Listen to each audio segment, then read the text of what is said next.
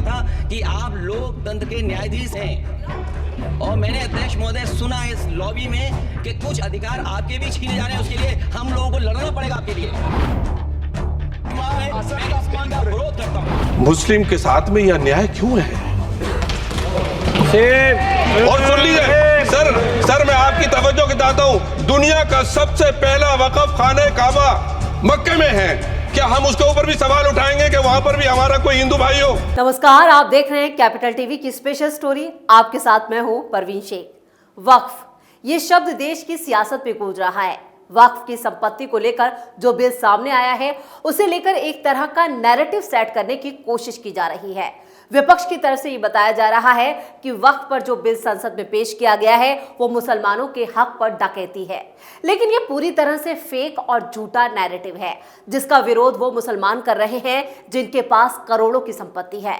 ये वो मुसलमान हैं जो अपने ही समुदाय के गरीब मुसलमानों का हक मारकर बैठे हैं। वक्फ के नाम पर गरीब मुस्लिम समाज की जमीनों पर कब्जा करके बैठे हैं। अब यही मुसलमान इस बिल को बता रहे हैं कि ये मुस्लिम के अधिकारों का हनन है। इस बीच एक ऐसी खबर सामने आई है जिसने कांग्रेस की पोल खोल के रख दी है। दरअसल यूपीए सरकार के वक्त कांग्रेस ने ही कई ऐसी जमीनें थी जो वक्फ को दी थी, जिसको लेकर अब खुलासे हो रहे हैं।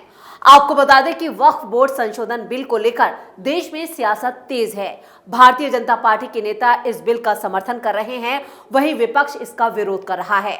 हालांकि सरकार ने वक्फ बोर्ड को मिले असीमित अधिकारों को कम करके इसकी व्यवस्था को पारदर्शी बनाने की कोशिश की है। 8 अगस्त को इस मामले पर हज कमेटी के अध्यक्ष और बीजेपी नेता मोहसिन रजा ने नए कानून को लेकर बड़ा बयान दिया है। मोहसिन रजा ने कहा है कि हम इस बिल का स्वागत करते हैं। पुराना वक्फ कानून कांग्रेस का पाप था। कांग्रेस ने पाकिस्तान बनवाने के बाद वक्फिस्तान बनवाने की तैयारी की है, जिसे आज समय रहते मोदी सरकार ने ध्वस्त करने का काम किया है। मोहसिन रजा ने कहा है, 1995 के वक्फ एक्ट और 2013 के संशोधनों में जो बदलाव लाया जा रहा है वो देश हित में है और जनहित में है। पुराना वक्फ कानून कांग्रेस की एक सोची समझी साजिश थी। इसके तहत उसने वक्फ बोर्ड को जो अधिकार दिए थे, उन अधिकारों के माध्यम से देश भर में संपत्तियां अर्जित की गई। पूरे देश के अंदर तमाम वो वक्फ संपत्तियां भी जो वक्फ के दायरे में नहीं आती थी, उन्हें भी वक्फ बोर्ड ने हासिल कर लिया। महज 1 दशक में ये संपत्तियां 4 लाख एकड़ से 8 लाख एकड़ हो गई हैं। अब मोहसिन रजा के इस बयान के बाद राजनीति और तेज हो गई है। इस बिल को लेकर विपक्ष जो नैरेटिव सेट करने की जुगत लगा रहा था, उसकी हवा निकल चुकी है, यानी विपक्ष की सारी पैंतरेबाजी फ्लॉप हो गई है।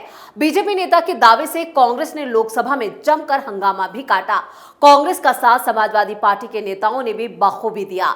वहीं ओवैसी भी बिल के विरोध में कांग्रेस और सपा के साथ नजर आए, लेकिन उसके बावजूद मोहसिन रजा अपनी बात पर कायम है। मोहसिन रजा ने आगे कहा, दुनिया में इतना ताकतवर कोई और बोर्ड नहीं है और ना ही इतनी किसी के पास संपत्ति है, ना सऊदी अरब में ना ओमान में, लेकिन हिंदुस्तान में ये काम कांग्रेस ने किया था। इसके पीछे कांग्रेस की एक साजिश थी कि एक और विभाजन कराया जाए। कांग्रेस एक विभाजन पहले कराकर पाकिस्तान बना चुकी थी, अब वक्फ के जरिए वक्फिस्तान बनाया जा रहा था। वैसे मोहसिन रजा की बात की तस्दीक कई और नेता भी कर रहे हैं, जिनमें जेडीयू नेता लल्लन सिंह का नाम भी शामिल है। उन्होंने संसद में अपनी बात रखते हुए कहा, जैसे यह जो संशोधन लाया गया वक्फ बोर्ड के कानून में, यह मुसलमान विरोधी है। कहां से ये मुसलमान विरोधी है? कौन सा इसका कानून मुसलमान विरोधी बताता है? यहाँ उदाहरण दिया जा रहा है कि अयोध्या की मंदिर गुरुबाई, अरे मंदिर और संस्था में अगर अंतर आपको नहीं समझ में आ रहा है तो आप कौन सा तर्क खोज रहे हैं? अरे ये मंदिर नहीं है। आपके मस्जिद को छेड़छाड़ करने का प्रयास नहीं किया जा रहा है। यह एक कानून से बना हुआ संस्था है। उस संस्था को पारदर्शी बनाने के लिए कानून बनाया जा रहा है। पारदर्शिता होना चाहिए। कोई निरंकुश संस्था कोई भी कानून से वक्फ बोर्ड कैसे बना? वक्फ बोर्ड किसी कानून से बना है और कानून से बना हुआ कोई भी संस्था अगर निरंकुश होगा तो उसमें पारदर्शिता लाने के लिए सरकार को हक है। वक्फ बिल को लेकर जो दावे हो रहे हैं शायद उनसे मुस्लिम समाज की आंखें खुल जाएं। मुसलमानों के नाम पर कुछ कट्टरपंथी मौलाना अपनी हदें पार कर रहे हैं। इन लोगों ने कांग्रेस के साथ मिलकर सिर्फ मुसलमानों को धोखा दिया है, उन्हें ठगा है और इस बात को जितनी जल्दी हो सके मुसलमान समझ जाएं तो उनके लिए बेहतर होगा। नहीं तो वो दिन दूर नहीं जब मुस्लिम समाज पूरी तरह से हाशिए पर आ जाएगा और उसका जिम्मेदार कोई और नहीं बल्कि उनका कट्टरपंथ और अंधविश्वास होगा। गौरतलब है कि कांग्रेस से लेकर समाजवादी पार्टी तक कई विपक्षी दल वक्फ बिल के विरोध में हैं। सपा प्रमुख अखिलेश यादव वक्फ बिल के विरोध का पहले भी ऐलान कर चुके हैं। वहीं कांग्रेस सांसद हिबी एडन ने वक्फ बिल के विरोध में लोकसभा में नियम 72 के तहत नोटिस दिया है। सपा प्रमुख अखिलेश यादव ने ट्वीट करके कहा है कि वक्फ बोर्ड का ये सब संशोधन भी बस एक बहाना है। रक्षा, रेल, नजूल लैंड की तरह जमीन बेचना निशाना है। वक्फ बोर्ड की जमीनें defence land, rail land, nozzle land के बाद भाजपाइयों के लाभार्थी योजना की श्रृंखला की एक और कड़ी मात्र है। उन्होंने कहा कि बीजेपी क्यों नहीं खुलकर लिख देती भाजपाई हित में जारी। इस बात को लिखकर गारंटी दी जाए कि वक्फ बोर्ड की जमीनें बेची नहीं जाएंगी। बीजेपी रियल एस्टेट कंपनी की तरह काम कर रही है। उसे अपने नाम में जनता की जगह जमीन लिखकर नया नामकरण कर देना चाहिए, भारतीय जमीन पार्टी। वैसे अपने इस ट्वीट के साथ ही लोकसभा में भी अखिलेश और शाह में भिड़ंत हो गई थी। अखिलेश ने लोकसभा में यह दावा कर दिया था कि स्पीकर के अधिकार भी ये लोग खत्म कर देंगे। फिर क्या था, अमित शाह ने संसद में ही अखिलेश की हेकड़ी निकाल दी। चलिए देखते हैं कैसे अखिलेश और शाह में नोकझोंक हुई। अध्यक्ष महोदय, आज तो हमारे आपके अधिकार कट रहे हैं। मैं याद कीजिए अध्यक्ष महोदय, मैंने आपसे कहा था कि आप लोकतंत्र के न्यायाधीश हैं और मैंने अध्यक्ष महोदय सुना है इस लॉबी में कि कुछ अधिकार आपके भी छीने जा रहे हैं। उसके लिए हम लोगों को लड़ना पड़ेगा आपके लिए। अध्यक्ष महोदय, मैं इस बिल का विरोध करता हूं। कोई अध्यक्ष के अधिकार अखिलेश जी सिर्फ विपक्ष के नहीं है, पूरे सदन के हैं।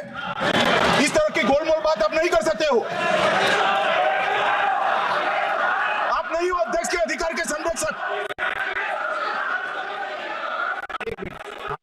तो समाजवादी पार्टी के राष्ट्रीय अध्यक्ष अखिलेश यादव वक्फ बिल के नाम पर अपना वोट बैंक साधने की कोशिश कर रहे हैं और जो संशोधन का जो विधेयक लाया गया है उसका वो जमकर विरोध कर रहे हैं और बता रहे हैं कि इसके पीछे गहरी राजनीति है।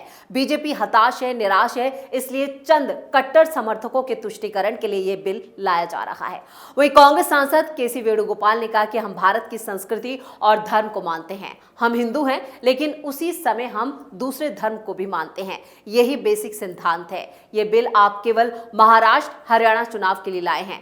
पिछली बार देश की जनता ने आपको सबक सिखाया था। ये संघीय व्यवस्था पर हमला है। वक्फ संपत्ति पर अलग अलग संस्थाओं के जरिए चलाया जाता है। वहीं सपा के रामपुर से सांसद मोहिबुल्ला का भी बयान सामने आया, जिन्होंने वक्फ बिल को मुसलमानों के खिलाफ करार देते हुए कहा, मुस्लिम के साथ में यह अन्याय क्यों है? और सुन लीजिए सर, मैं आपकी तवज्जो के चाहता हूं, दुनिया का सबसे पहला वक़फ़ खाने काबा मक्के में है। क्या हम उसके ऊपर भी सवाल उठाएंगे कि वहां पर भी हमारा कोई हिंदू भाई हो? हम अपने वकार को, अपनी इज्जत को, अपने मुल्क की, अपने शान को, अपने संविधान को खुद अपने पैरों तले रौंद रहे हैं। और वक़फ़ एक मुसलमानों का मजहबी अमल है, एक मजहबी फरीजा है। इससे उनको महरूम कॉन्स्टिट्यूशन के जरिए से भी कोई ताकत नहीं कर सकती। सर, ये हम बहुत बड़ी गलती करने जा रहे हैं, जिसका खुमियाजा हमें अभी नहीं सदियों तक हम भुगतते रहेंगे, क्योंकि हम खुद अपने कॉन्स्टिट्यूशन को, संविधान को, उसकी पामाली कर रहे हैं। तो वक्फ बिल 2024 को संसदीय समिति के पास भेज दिया गया है। केंद्रीय अल्पसंख्यक कार्य मंत्री किरण रिजिजू ने विधेयक को लोकसभा में पेश किया था। चर्चा के दौरान विपक्षी सांसदों ने विधेयक का जोरदार विरोध किया। Congress, Sapa, NCP, TMC, DMK, Muslim League से लेकर एआईएमआईएम तक सभी विपक्षी दलों के सदस्यों ने विधेयक के विरोध में दलीलें दी। करीब सभी सदस्यों ने विधेयक को संविधान और धर्मनिरपेक्षता के खिलाफ बताया। कुछ सदस्यों ने कहा कि अगर मंदिरों के प्रबंधन में कोई गैर हिंदू नहीं हो सकता तो वक्फ बोर्ड में गैर मुस्लिम को लाने का प्रावधान करके भेदभाव को बल दिया जा रहा है। हालांकि जेडीयू सांसद और पंचायती राज मंत्री राजीव रंजन सिंह उर्फ लल्लन सिंह ने इसका बेहद तार्किक ढंग से खंडन किया।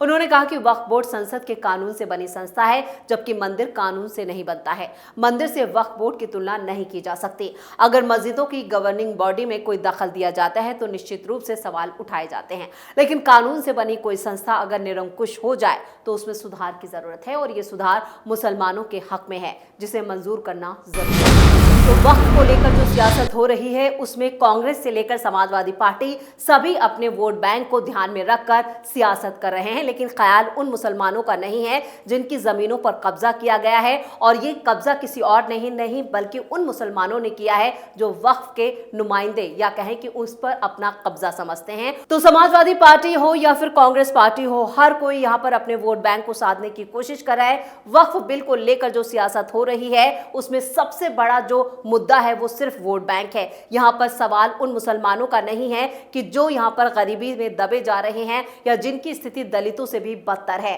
सवाल यहाँ पर सिर्फ वोट बैंक का है, और जितनी भी ये विपक्षी पार्टियां हैं ये मुस्लिम वोट बैंक के लिए नए नए पैतरे अपना रही हैं और वक्फ का विरोध कर रही हैं, जबकि वक्फ बिल में जो संशोधन किए गए हैं वो उन मुसलमानों के लिए हितकारी हैं जो बिल्कुल जमीन पर हैं और जिन्हें ऊपर उठाने की जरूरत है और जिनका विकास बेहद जरूरी है, और वही मोदी सरकार कर रही है। लेकिन इस बार भी इस बिल का जबरदस्त तरीके से ये विपक्ष विरोध कर रहे हैं। इधर सोनिया गांधी की जो सीक्रेट डील वक्फ को लेकर हुई है उसका खुलासा हुआ, जिसके बाद संसद में जमकर बवाल मचा है। स्पेशल स्टोरी में इतना ही। वीडियो कैसा लगा कमेंट करके अपनी राय जरूर दें। वीडियो को लाइक करें, शेयर करें और कैपिटल टीवी को सब्सक्राइब जरूर करें। नमस्कार।